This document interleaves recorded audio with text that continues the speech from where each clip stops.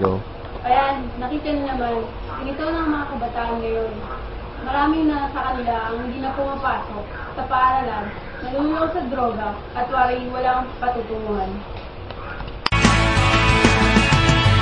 Ang mga kababaihan naman, nabubutis agad, hindi na pinapahalaghan ang kanilang puri. Nalululong na din sa mga masamang bisyo. At masasabing nadadala ng mga kaugalihang kanluran. Mga kabataan ngayon, ang hindi nagpapahalaga sa kanilang mga magulang. Kung anong gusto nila, ayun ang masusunod. Kahit na alam nila ito ay makakasama.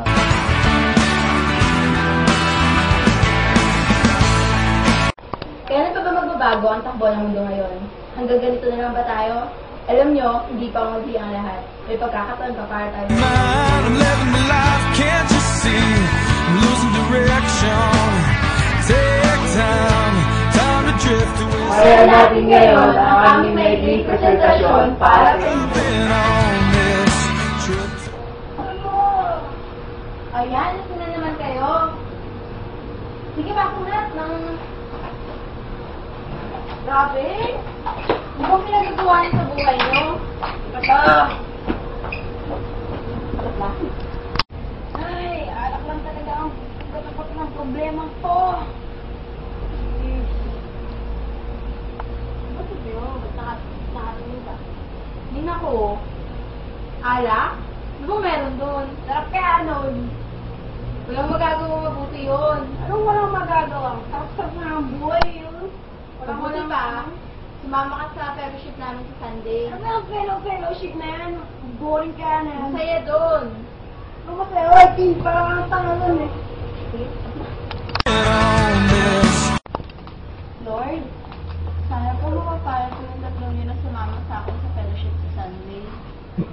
Tulungan niyo po silang manawaan. Mas masaya talaga sa piling mo. Hindi po nila alam ang ginagawa nila. Patawaran niyo po sila.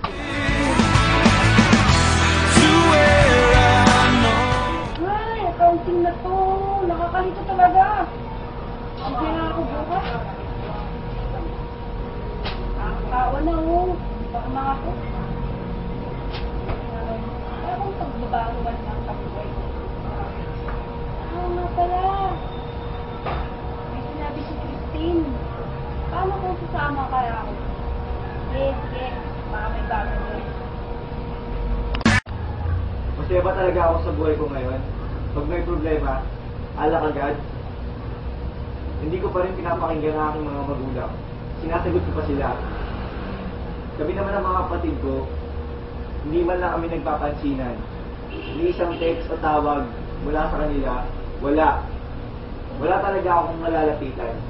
Mga barkada ko, hindi mo aasahan nyo may mabuting gagawin. Napapagod na ako sa ganito. Ayoko na lookin ang aking sarili. Mahirap din pala mag-isa. Pakiramdam ko'y wala nang nagmamahal sa akin.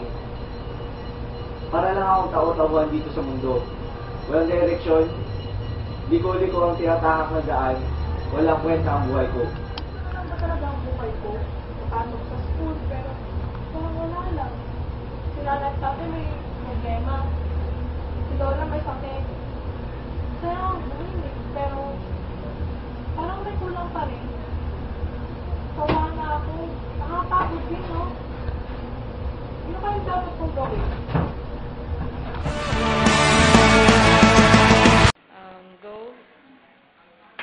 Andito pala kayo sa sala. Makakasama ba kayo sa fellowship namin sa Sunday? Gusto ko lang naman kilala nilang mabutan ang taong na nagtubot sa lahat. Sila pala tayo? Eh ba't makasalanan pa rin tayo ngayon? Kasi, wala pa sa puso niyo si Jesus. Hindi niyo pa siya tinatanggap bilang Diyos sa tagapagligtas niyo. Kaya ganun. Kailangan ko ba yun? Oo naman, kasi pag nagdasal tayo, hindi pa tayo pakikinggan ng Diyos sa langit. Kasi ang makikita niya, yung madumi pa rin natin puso. Pero pag nasa atin na si Jesus, ang makikita niya, yung inosente niya at napakalinis na puso na bumabalot sa makasalanan nating puso. Pag tinanggap pa namin si Jesus, magiging okay na kami. Hindi naman makakasasabing magiging okay na. Marami pang pagsubok na darating. Pero for sure, malalampasan natin yun lahat.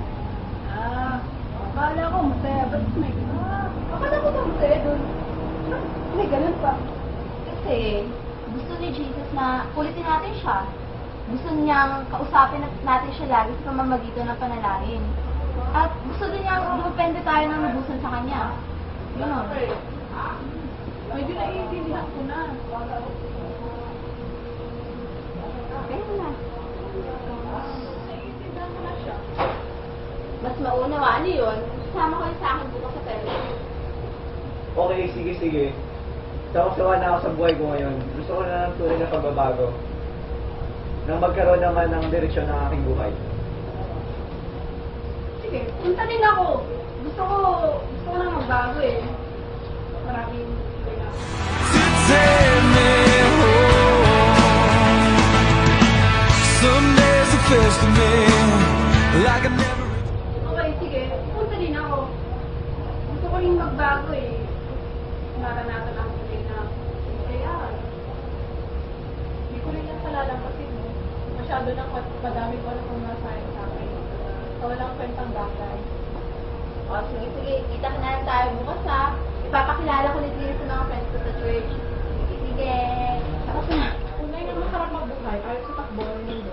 Ngunit ito'y kaligayahang pansamantala lamang. Kaya kayo, kahayaan niyo na lang ba na manatili sa buhay na walang kasiguraduhan? Ito ang panahon para tayo magbagong buhay. Kalimutan na ang dati at lumakad ayon sa kagustuhan ng may kapal.